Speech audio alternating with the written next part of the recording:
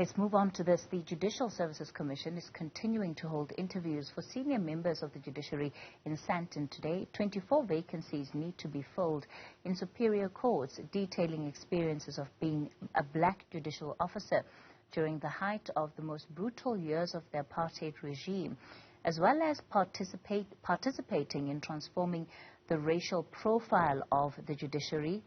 These were just some of the themes that two candidates have had to answer to in the Gauteng High Court interviews.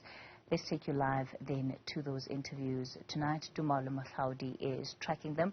Tumaole, so we're very slowly but surely making our way through the different interviews for the various positions. The Gauteng division of the High Court, of course, a very important division as well.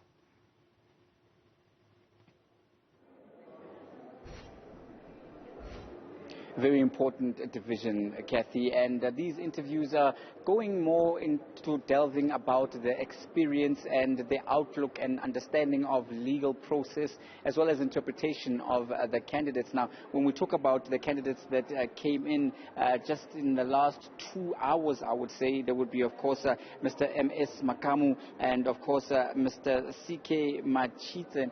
They were detailing about their experience in the bench, particularly when one looks at their experience having acted and having served as judicial officers even during the apartheid era. Some of the questions were quite forthcoming and frank and hard-hitting about whether they were actually agents of making sure that they enforced the apartheid regime's brutality. One of the candidates, of course, there would be, Mr. Machite, saying that he had worked with one Collins Chabane closely and therefore had to work within the confines of the system, but that he did in those confines of the apartheid regime make sure that he was a sympathetic magistrate on the bench and was in fact working to assist those that were pushing the liberation struggle. So these are some of those pointed questions. The candidate that has just stepped out now as Advocate N.E. Ndlogovane, and she was quizzed about just processes in law and understanding in terms of the penning of judgments. Of course, she had served as an acting magistrate in an acting capacity on the bench for most of her career, coming from an advocacy, and she was quizzed about what she has done to improve and promote the judiciary and jurisprudence in terms of the law and in terms of entrenching the judiciary and strengthening it.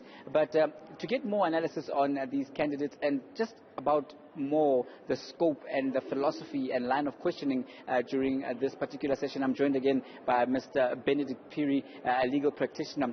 Mr. Piri, we see that the line of questioning is somewhat different when one looks at what's happening with the Gauteng division of the High Court compared to the electoral court. What would you put down to these differences? Why this particular change or shift in philosophy? Yeah, there has been a shift. If we just take, for instance, the SCA and the judge-president position of Limpopo yesterday, as well as the electoral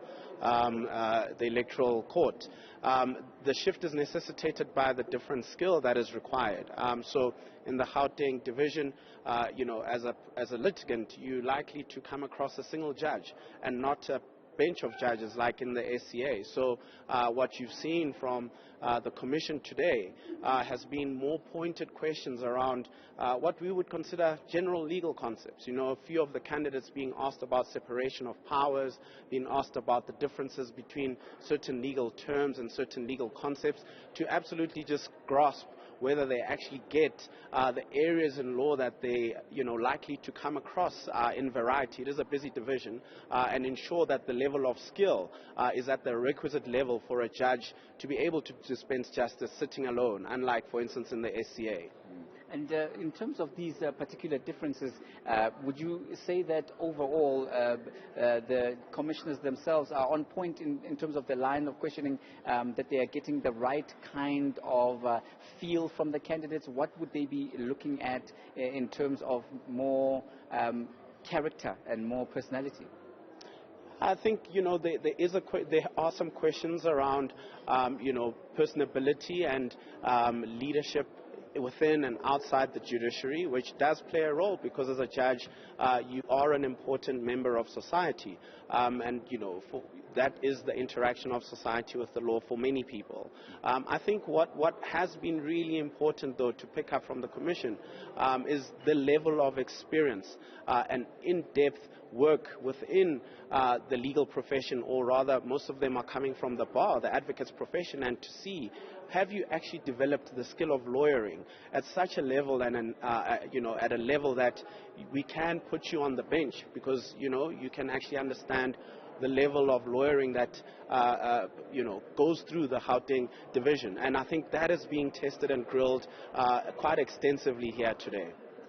Mr. Benedict Phiri, thank you very much for your insights as always. That is, of course, Benedict Phiri, legal practitioner, and one of those who's been watching these interview processes quite closely as they have been unfolding over the last couple of days, just giving us an insight into exactly what would be informing the philosophy behind the line of questions that the candidates have been enduring. And I can tell you that right now we are having Advocate JSC Swanepoel, who's now in the hot seat, and we will continue to bring you those interviews as and when it happens. With that, respect, in the studio, Kathy.